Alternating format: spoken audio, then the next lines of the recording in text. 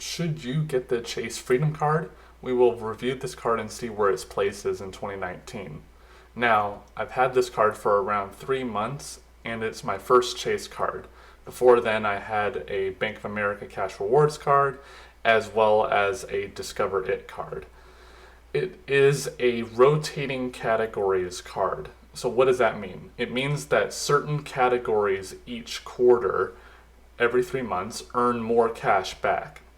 So basically, every purchase you make has always 1% back, but some purchases every quarter give you 5% back. And by percent back, I mean the number of ultimate rewards points, which is the currency that Chase has for their redemptions. It also is a no annual fee card. So that means that no matter what happens, you will not pay anything for the rest of the card's lifetime. So it's actually what is called a keeper card. And what does that mean? It means that there's no reason to ever cancel the card because you're always going to get expected value at least 0. No matter what, you're always going to get some value from the card no matter what happens. In addition, there's actually a promotion going on right now for an increased sign-up bonus. So a sign-up bonus is where you spend a certain amount of dollars during an X number of months, and then you are paid back essentially a certain number of dollars. So in this particular case, if you spend $500 within the first 3 months, then you will receive 20,000 ultimate rewards points, which is effectively at least worth $200 because each ultimate rewards point is guaranteed to be worth at least 1 cent per point if you just redeem it for cash. One thing to keep in mind also is that these quarters have a maximum amount of dollars that you can spend in the rotating categories. For the Chase Freedom, you can only spend $1,500 in the categories before purchases after the $1,500 in the quarter will earn 1 ultimate reward point instead of 5. Actually, when I signed up for the card back in June, I had an offer of only 15,000 ultimate rewards points instead of 20,000. So it's effectively 5,000 points that I lost on. And Chase is actually known for matching increased sign-up bonuses if you sign up within a certain number of days. I believe it's 90 of an increased sign-up bonus. Unfortunately, I was just outside of that window, so unfortunately I'm out of those points. Since it is a rotating categories card and I got my card in June, I actually benefited so far from Q3 and Q4, so the third and the fourth quarters of 2019.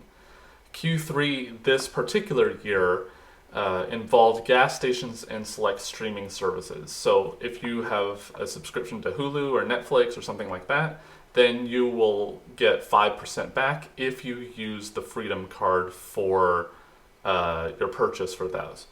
And if you use anything related to gas, so if you pay anything at the gas station, then you will get 5% back on those as well. Unfortunately, because I'm a professor and I don't drive very much, in fact, where I am right now, I don't even have a car. So I didn't actually benefit too much from the gas station and streaming services because I don't actually subscribe to any streaming services either. Yeah, I'm pretty boring. So Q3, I didn't get many ultimate rewards points as a result. In fact, I only got like 2,000 after the 15K for the sign-up bonus due to trying to meet the minimum spend as well as other purchases that I had made at that time. But Q4 is actually quite interesting for this year because it involves Chase Pay, which is their own payment system, PayPal, and department stores. If you're as big of a spender for Apple products as I am, you actually can benefit from the PayPal category as well. So if you go to apple.com and start putting things into your bag to purchase, and then when you go to purchase, you can actually select PayPal as the way of payment. And the way to link it to PayPal is to put your details of your Chase Freedom Card into PayPal system, and then all you have to do is when you go to pay on apple.com, you just link to your PayPal, and then everything is handled automatically. So let's see how much I'm actually going to earn this quarter. So $1,500 of spend is what I'm going to be spending, and because it's 5 ultimate rewards points per dollar spent, that means I'm going to earn approximately 7,500 ultimate rewards points. If I redeem that for cash, that equates to $75. But the advantage of the ultimate rewards points is that you can transfer them out to Hyatt or to many other transfer partners for often a lot more. Current estimates suggest that if you transfer them out to Hyatt, for example, then you will earn 2 cents per point instead of 1 cent per point. So effectively, the $7,500 ultimate rewards points are worth $150 instead of just merely $75, which is pretty great. One of the things that I am not quite fond of the Freedom Card is that there are foreign transaction fees. So if you go overseas and you try to use this card, then you will incur some transaction fees overseas. And that's kind of a bummer for me because I am a professor who travels internationally to conferences and whatnot. And I want to be able to use a card that earns quite a bit of points like this one, but there's a big transaction fee for that. So that's mainly why I am pairing this card with the Chase Sapphire Reserve, which I recently got.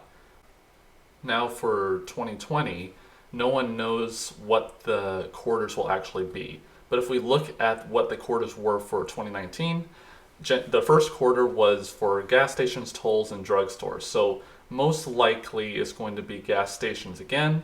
So if you're someone who needs to spend a lot on gas or a lot on tolls, if you're traveling by car a lot, or if you're spending a lot on drugstores, this is a really great card to have. If we look at the second quarter, those are for grocery stores. So if you have a family and you're spending quite a bit on groceries every single month, then the Freedom Card is definitely great for the second quarter. If you're someone who's not really looking forward to travel and mainly just want to get cash back, then the Freedom Card is definitely a good choice. But what I would recommend actually is to use another rotating categories card like the Discover It card, which often has different categories than the Chase Freedom Card does every single quarter. So if you're someone who spends a lot on groceries, then what I would recommend is to get the Discover It card as well as the Freedom Card, and to use whichever one will give you the most value every single quarter. If you thought this review was interesting, or if you want to apply for the card, then what I would recommend is to apply using the referral link in the description box below. Thank you and have a nice day.